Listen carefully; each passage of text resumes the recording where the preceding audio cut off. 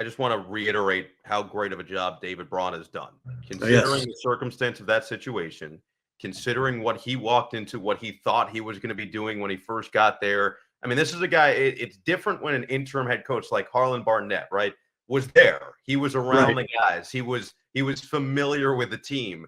David Braun walked into a situation thinking he was going to be a coordinator, had never been around the team, and then within 2 months was thrust into the head coaching job amidst major scandal and major controversy, and has that team 1 win away from bowl eligibility. So I just think that we deserve to give him that credit.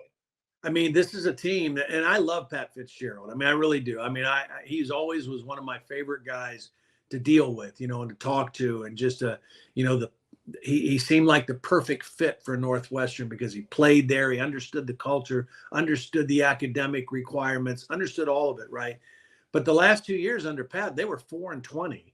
This team was 1-11 last year.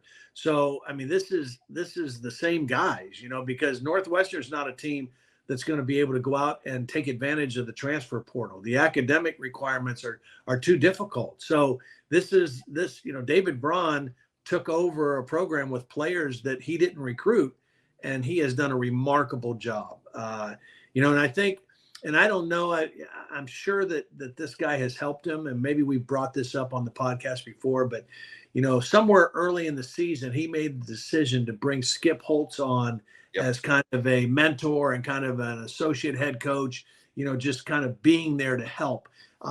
David Braun had never even been a Division I assistant coach. I mean, he was a coordinator at North Dakota State. This was his big step up to come to the Big Ten and be a defensive coordinator.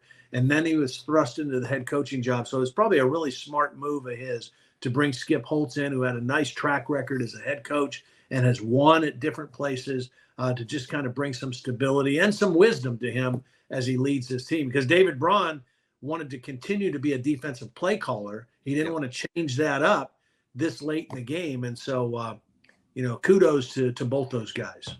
So, and I got one other point to make, then we're going to move on to the games for this week, because I know that we've got limited time here. But we talked about all these coaches getting fired. We talked about coaches losing their positions.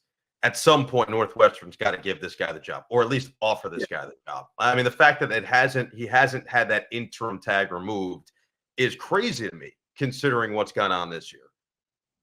Yeah, I would agree with that because, again, like I just mentioned, Northwestern is not like most other schools, because they aren't going to have the same impact with the transfer portal. They're not going to have the same impact with NIL. I mean, you've got to recruit differently, and kids that want to come to that kind of an academic institution and still play Big Ten football, so it's not going to ever be easy there. And so what he's done to me would be, I mean, his resume is pretty impressive, and I think he would only get more and more comfortable if he was named the head coach because, I just think he's done enough. I agree with you. In my opinion, he's done enough to earn that.